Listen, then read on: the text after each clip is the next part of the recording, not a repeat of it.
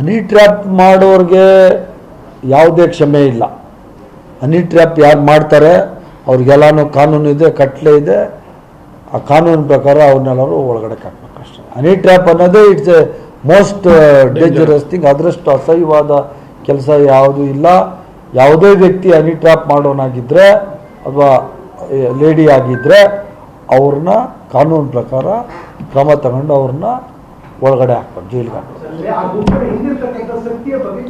ಅದು ಪೊಲೀಸರು ವಿಚಾರಣೆ ಮಾಡ್ತಾರೆ. ಹಂಗೇನೆ ಇದ್ರೆ ನನಗೆ ಗೊತ್ತಿಲ್ಲ ಅದ್ರ ಬಗ್ಗೆ. ನಾನು ಇನ್ ಜನರಲ್ ನಾನು ಹೇಳ್ತಾ ಇರೋದು ಹನಿ ಟ್ರ್ಯಾಪ್, ನಾನು ಇನ್ ಜನರಲ್ ನಾನು ನಿಮಗೆ ಕ್ಲಿಯರ್ ಮಾಡಿ ಹೇಳ್ತಾ ಇದ್ದೀನಿ. ಹನಿ ಟ್ರ್ಯಾಪ್ ಯಾರೇ ಮಾಡಿರಲಿ ಅದು ಅಸಹ್ಯವಾದ ಕೆಲಸ, ಅದು ಅಕ್ಷಮ್ಯ ಅಪರಾಧ. ಅವ್ರನ್ನ ಒಳಗಡೆ ಹಾಕ್ಬೇಕು.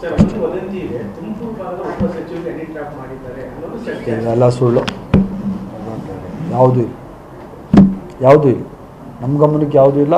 ಆ ಥರದ್ದು ಯಾವುದು ನಡೆಯಿಲ್ಲ. ಸುಮ್ಮನೆ ಊಹಾಪೋಹಗಳು ತಗೊಂಡ್ರೆ ಏನು ಮಾಡೋಕ್ಕಾಗಲ್ಲ.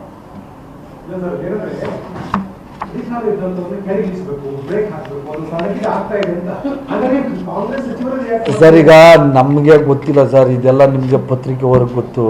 ಯಾಕಂದರೆ ನಮ್ಮ ಬರೀ ರಾಜಕಾರಣ ಮಾಡೋದು ಗೊತ್ತು.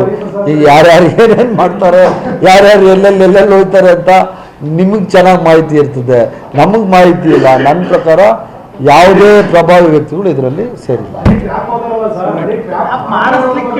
ಎರಡೂ ಇಲ್ಲ, ಎರಡು ನನ್ನ ಪ್ರಕಾರ ಇಲ್ಲ. ಅದೇನಾದರೂ ಇದ್ದರೆ ಪೊಲೀಸರು ನೋಡ್ಕೋತಾರೆ ಅಷ್ಟೇ.